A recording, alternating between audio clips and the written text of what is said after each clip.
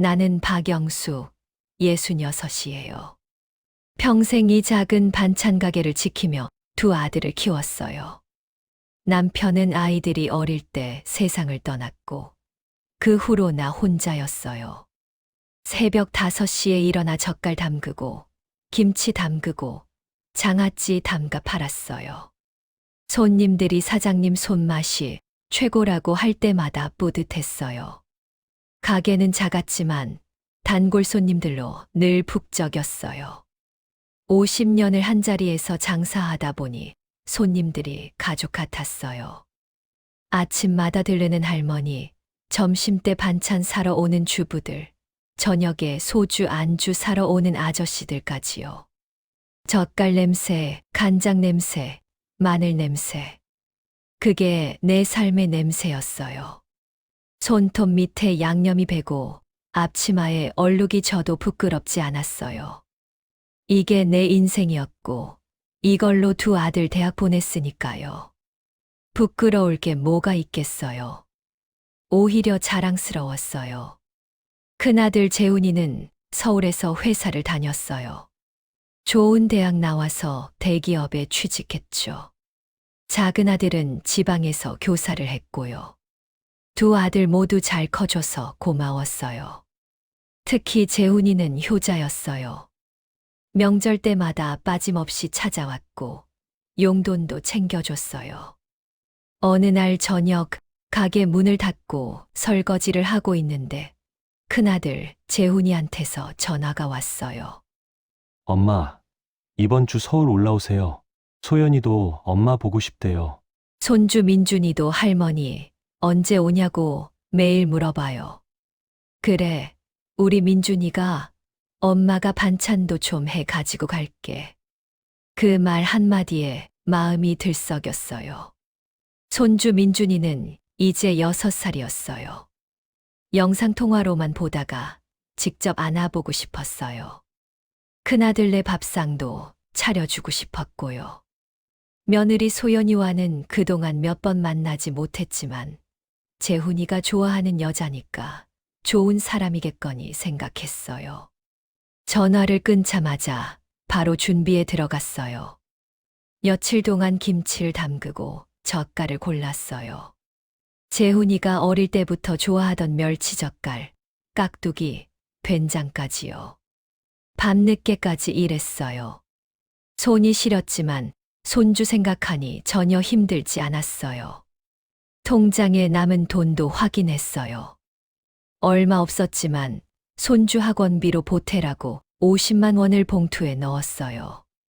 이게 내가 줄 수 있는 전부였어요. 손주한테 뭐라도 해주고 싶은 게 할머니 마음이잖아요. 금요일 오후 무거운 보따리를 들고 서울행 기차에 올랐어요. 반찬통이 가득 든 가방은 무거웠지만 마음은 가벼웠어요. 기차 안에서도 설렜어요. 민준이 많이 컸을까? 재우이는 건강한가? 생각만 해도 입가에 미소가 번졌어요. 2시간 넘게 기차를 타고 지하철을 갈아타고 드디어 강남에 도착했어요. 아들네 아파트는 신축이었어요. 재훈이가 자랑스럽게 말했던 그 아파트요. 로비에 들어서자마자 눈이 부셨어요. 대리석 바닥이 거울처럼 반짝이고 천장은 높고 웅장했어요. 우리 동네랑은 완전히 다른 세상이었어요. 엘리베이터를 타고 20층까지 올라가는 내내 가슴이 두근거렸어요. 복도도 깨끗했어요. 초인종을 누르자 곤문이 열렸어요. 며느리 소연이 하얀 마스크를 쓰고 서 있었어요. 날씬한 몸매에 깔끔한 옷차림이었어요. 예쁘장했어요. 어머님, 오시느라 고생 많으셨어요. 아, 근데 혹시 손 좀 닦고 들어오실 수 있을까요? 아, 그래. 순간 당황스러웠지만 며느리가 깔끔한 성격인가 보다 싶었어요. 요즘 젊은 사람들은 위생에 민감하다잖아요. 그녀는 물티슈 한 통을 꺼내 내 손을 닦게 하더니 내 가방까지 닦기 시작했어요. 구석구석 꼼꼼하게요. 마치 병원에서 소독하듯이요. 조금 이상했지만 참았어요. 며느리가 깔끔한 거겠거니 했죠. 그런데 닦는 시간이 너무 길었어요. 손잡이, 지퍼, 가방 밑바닥까지 전부 닦았어요. 거실에 들어서니 눈이 부셨어요. 모든 게 하얗고 깨끗했어요. 소파도 하얗고 커튼도 하얗고 바닥도 새하였어요. 공기청정기가 쉴 새 없이 돌아가고 가습기에서 하얀 증기가 피어올랐어요. TV도 거울처럼 반짝였어요. 먼지 하나 없었어요. 우리 집이랑은 천지 차이였어요. 우리 집은 낡고 좁고 냄새도 나는데 여기는 마치 모델하우스 같았어요. 과, 집 정말 깨끗하게 쓰네. 매일 청소하거든요. 먼지 하나 용납 못해요. 로봇 청소기도 하루 3번 돌리고 물걸레 청소도 매일 해요. 자랑스러운 표정이었어요. 나는 무거운 가방을 내려놓고 지퍼를 열었어요. 며칠 밤 새워 준비한 반찬들을 꺼냈어요. 직접 담근 깍두기, 멸치젓갈, 된장, 김치까지요. 정성껏 담아온 거였어요. 내가 직접 담근 거야. 재훈이가 어릴 때부터 좋아하던 멸치젓갈이랑 깍두기도 있고 소연의 얼굴이 굳었어요. 마치 뭔가 더러운 걸 본 듯한 표정이었어요. 어머님, 이건 냄새가 좀. 민준이가 예민해서요. 냄새나는 음식집에 두면 애가 힘들어해요. 비염도 있고 알레르기도 있어서요. 그래. 근데 김치는 좀. 죄송해요, 어머님. 정성은 정말 감사한데 베란다에 뒀다가 가실 때 다시 가져가세요. 여기 두면 집안의 냄새가 배요. 그녀는 내가 며칠 밤새워 만든 반찬통들을 집어들었어요. 그리고 베란다 구석으로 옮겼어요. 쓰레기 치우듯이요. 가슴이 철렁 내려앉았어요. 며칠 밤새워 만든 정성이 베란다 구석에 처박혔어요. 그래도 참았어요. 며느리가 깔끔한 성격이니 이해해야지 생각했어요. 아휴, 냄새도 사람 사는 냄새지. 소연은 대답 없이 공기청정기 세기를 최강으로 올렸어요. 기계 소리가 우웅거렸어요. 마치 내 존재 자체를 지우려는 것 같았어요. 손주는 어디 있냐고 물었더니 학원에 갔다고 했어요. 6살짜리가 영어학원, 수학학원, 피아노 학원까지 다닌대요. 아직 어린데 너무 힘들지 않을까 걱정됐어요. 저녁 때 재훈이가 퇴근했어요. 아들을 보니 반가웠어요.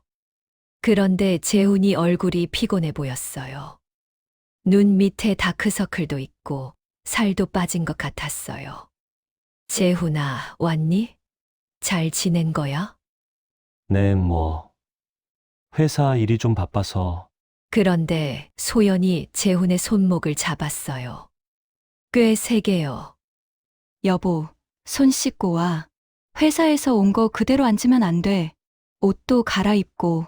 재훈은 순순히 고개를 끄덕이고 화장실로 갔어요.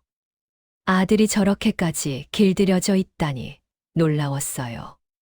마치 훈련받은 강아지 같았어요. 손주 민준이는 9시가 넘어서야 왔어요. 민준이가 들어오자마자 소파에 쓰러졌어요. 너무 피곤해 보였어요. 제대로 안아보지도 못했어요. 아이는 할머니 안녕하세요. 한마디만 하고 방으로 들어가 문을 닫았어요. 그날 밤 제대로 손주 얼굴도 못 봤어요. 가슴이 답답했어요. 저녁 식사는 조용했어요. 소연이 시킨 배달 음식이 식탁에 놓였어요. 피자와 치킨이었어요. 나는 내가 가져온 반찬을 먹고 싶었지만 참았어요. 재훈이는 말없이 밥을 먹었어요. 소연은 칼로리 얘기를 하며 조금만 먹었어요. 민준이는 피곤한지 거의 먹지 않았어요. 식탁 분위기가 차가웠어요. 나는 손주가 너무 힘들어 보여서 걱정이 됐어요. 조심스럽게 말을 꺼냈어요. 걔가 너무 힘들겠다. 6살인데 학원이 그렇게 많이 필요해? 요즘 다 이래요. 경쟁 사회니까 어쩔 수 없어요. 늦으면 따라잡을 수 없거든요. 차가운 대답이었어요. 나는 더 말하지 못했어요. 식사 후 속이 더부룩했어요. 아마 배달 음식이 기름져서 그런 것 같았어요. 나는 화장실에 가야 했어요. 화장실 쪽으로 걸어갔어요. 문손잡이를 잡는 순간이었어요. 어머님, 거기는 안 돼요. 소연이 번개처럼 달려왔어요. 얼굴이 새하얗게 질린 채로요. 마치 내가 큰 잘못이라도 저지른 듯한 표정이었어요. 응, 왜, 무슨 일인데? 거긴 애기 욕조 있어서요. 그리고 제 화장품도 있고, 급하시면 1층 편의점 화장실 이용하세요. 순간 귀를 의심했어요. 지금 뭐라고 한 거죠? 1층 편의점, 밤 10시에. 뭐, 지금 농담하는 거야? 아니에요. 저 진짜 결벽증 있어서 공용으로 쓰는 거 힘들어요. 심리 상담도 받았는데 선생님이 스트레스 받지 말래요. 가족이라도 화장실은 같이 못 써요. 그녀는 진지했어요.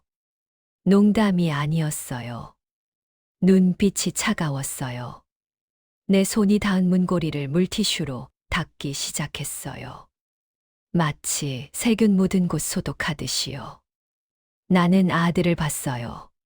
재훈은 소파에 앉아 휴대폰만 보고 있었어요. 고개도 들지 않았어요. 재훈아, 너는 아무 말도 없니? 엄마, 소연이가 좀 예민해요. 이해해 주세요. 원래 그래요. 가슴이 무너졌어요. 내 아들이 저렇게 말하다니. 엄마가 화장실도 못 쓰게 당하는데 이해해달라고요? 그래, 알았어. 나는 외투를 입었어요. 11월 밤인데 추웠어요. 밤 10시에 아파트를 나섰어요. 엘리베이터를 타고 1층으로 내려갔어요. 거울에 비친 내 모습이 초라했어요. 66 할머니가 밤에 외투 입고 화장실 찾아 나서는 모습이요. 편의점은 아파트 단지 밖에 있었어요. 걸어서 5분 정도 걸렸어요. 찬바람이 불었어요. 편의점 화장실은 좁고 차가웠어요. 변기도 낡았고 거울도 깨져 있었어요. 형광등 불빛 아래 거울에 비친 내 얼굴이 처참했어요. 66 평생 이렇게까지 무시당한 적이 없었어요. 거울을 보며 눈물이 났어요. 꾹 참았지만 눈물이 흘러내렸어요. 손으로 눈물을 닦았어요.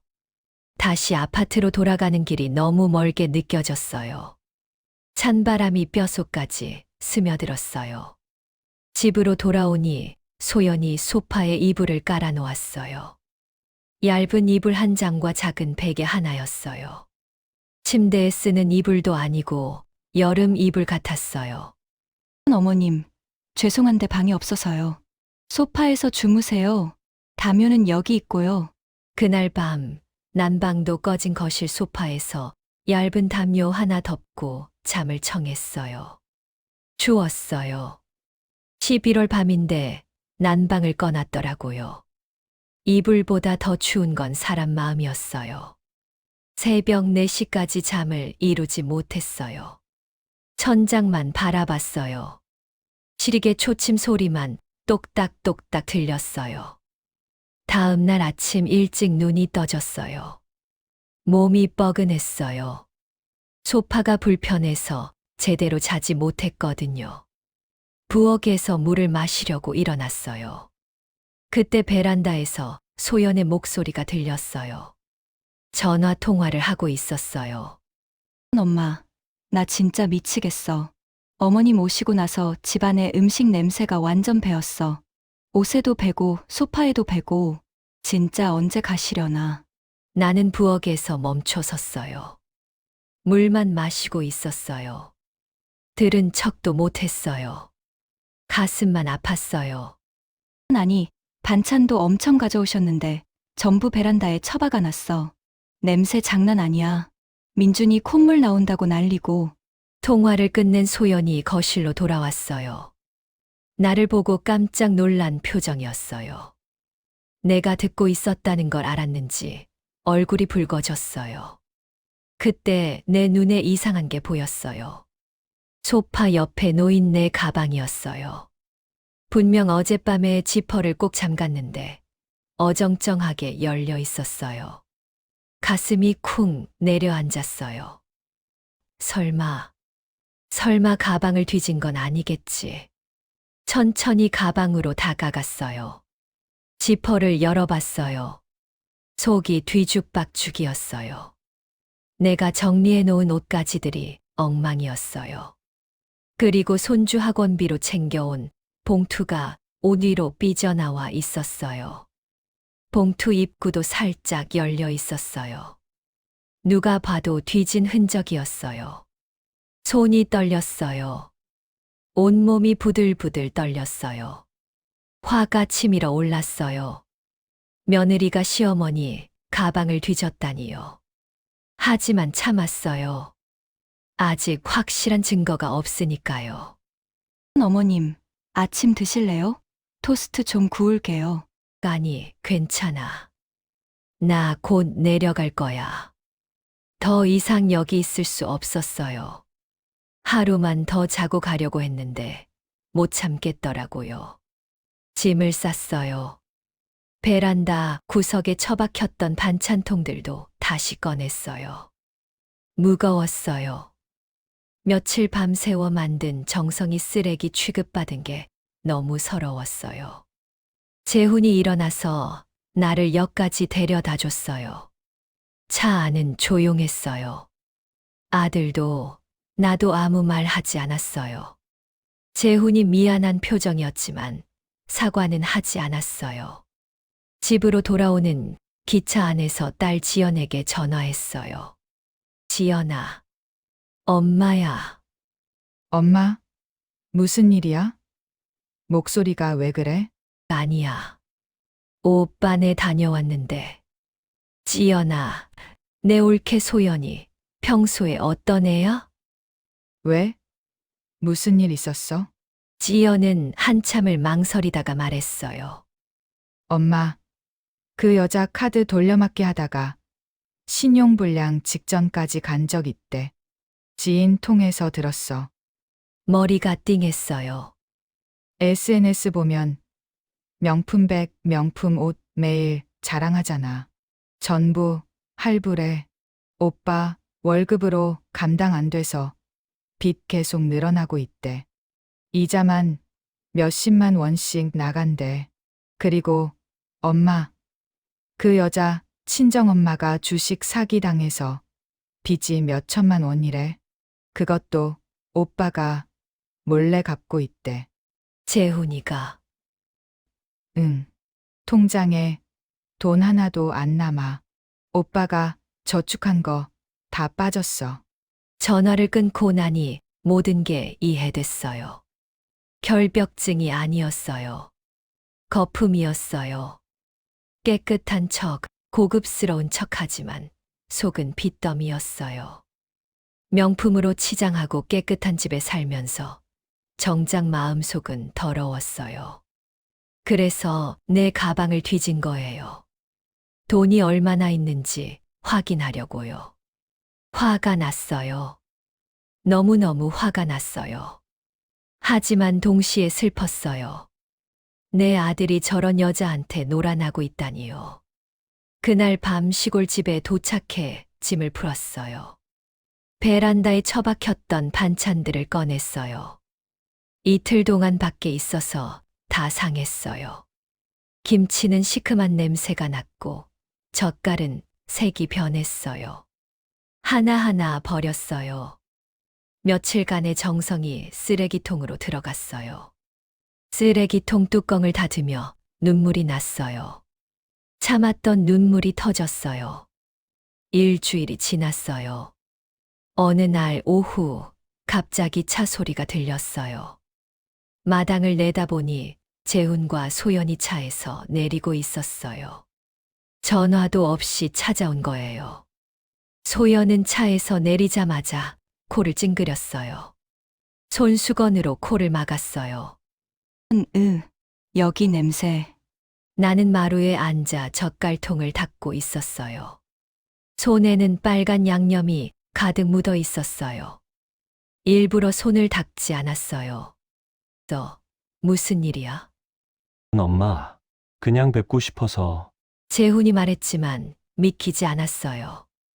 일주일 만에 갑자기 찾아올 리 없잖아요. 소연이 주변을 둘러봤어요. 마당에 쌓인 장작더미, 빨랫줄에 걸린 빨래를 보며 얼굴을 찌푸렸어요.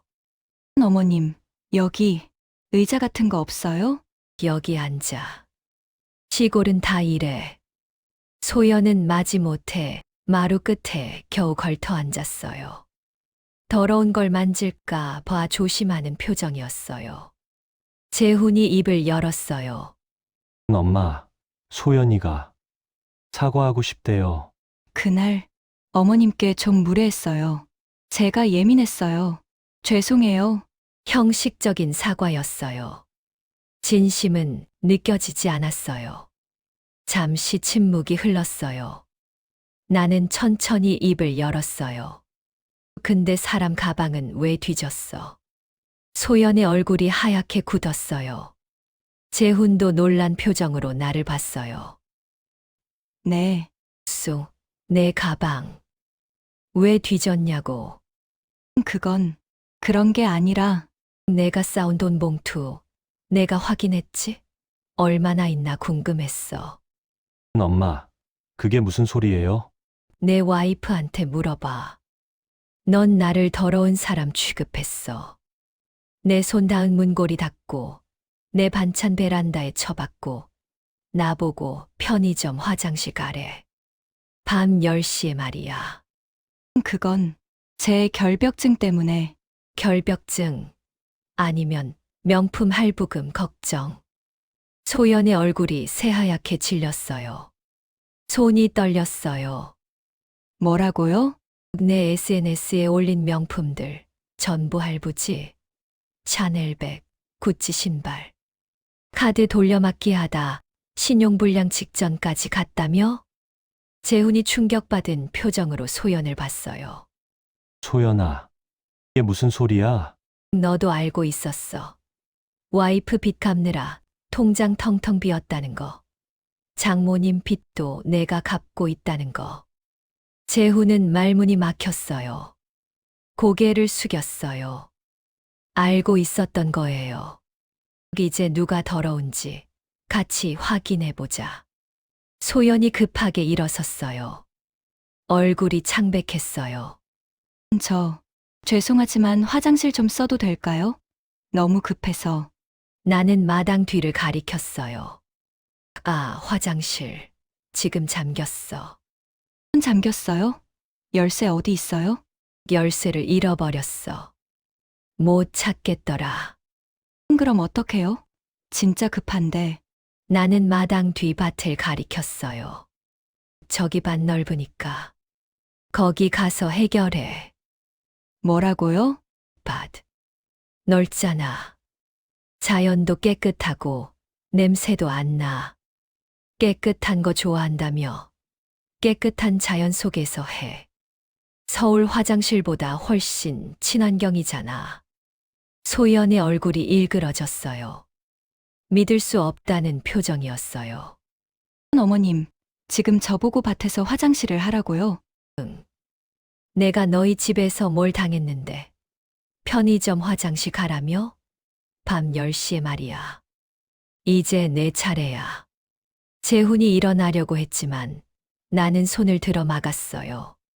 엄마, 그건 너무한 거 아니에요? 너무해. 내 와이프가 날 화장실도 못 쓰게 한 건 괜찮고, 너 가만히 앉아 있어. 소연은 눈물을 글썽이며 애원했어요. 어머님, 제발, 진짜 급해요. 내가 너한테 들었던 말 그대로 돌려줄게. 급하면 편의점 가던가. 아니면 밭이 넓잖아. 소연은 결국 울음을 터뜨렸어요. 그 모습을 보는 게 통쾌했어요. 내가 당했던 치욕을 그대로 돌려주는 거니까요. 엄마, 제발. 소연이 정말 급한가 봐요. 그래? 나도 그날 정말 급했어. 근데 편의점 가라며? 이제 똑같이 당해봐. 소연은 무릎을 꿇었어요. 어머님, 제가 잘못했어요. 제발 화장실 좀 써게 해주세요. 뚝 늦었어. 넌 나한테 뭐라고 했어? 결벽증 있어서 힘들다며. 이제 내가 힘든 차례야. 결국 재훈이 소연을 데리고 근처 주유소로 갔어요. 차가 출발하는 걸 보며 쓴웃음이 나왔어요. 며칠 후 딸 지연에게서 전화가 왔어요. 엄마, 큰일 났어. 올케가 오빠한테 이혼하자고 했대. 그래서 엄마 때문에 못 살겠대. 오빠가 통장 정리하다가 다 알았대. 빚이 얼마나 되는지, 카드를 몇 개나 쓰는지. 완전 난리 났어. 그럴 줄 알았어요. 거품은 언젠가 터지게 돼 있으니까요. 한 달 후, 그 부부는 이혼 절차를 밟았어요. 소연의 거품 같은 삶은 모두 꺼졌어요. 명품백도, 깨끗한 집도, SNS 자랑도 모두 사라졌어요. 빚만 남았어요. 어느 날, 반찬 가게에 손님이 들어왔어요. 재훈이었어요. 아들은 많이 야위어 있었어요. 엄마, 아들은 고개를 숙였어요. 나는 손을 멈추지 않고 젓갈을 계속 담았어요. 왔어. 엄마, 죄송해요. 제가 정말 잘못했어요. 소연이랑 이혼했어요. 엄마 말씀이 다 맞았어요. 재훈의 눈에 눈물이 고였어요. 하지만 나는 차갑게 대답했어요. 그래, 엄마, 제발 용서해 주세요. 넌 내 엄마가 편의점 화장실 가는 걸 보고도 가만히 있었잖아.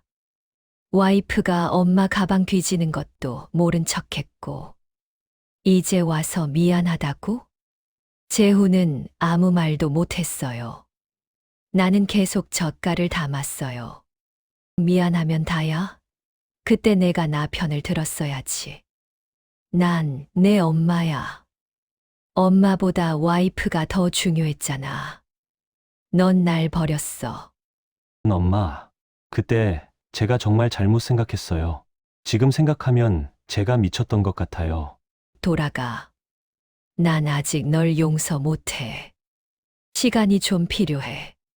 재훈은 한참을 서 있다가 결국 돌아섰어요. 가게 문이 닫히는 소리가 들렸어요. 나는 혼자 젓갈을 담으며 생각했어요. 깨끗한 척하던 사람은 결국 더럽게 무너지고, 더럽다고 욕먹던 사람은 결국 깨끗하게 남아요. 그게 세상 이치예요. 겉만 번지르르한 삶은 오래 가지 못해요. 진짜 깨끗함은 속에서 나오는 거예요.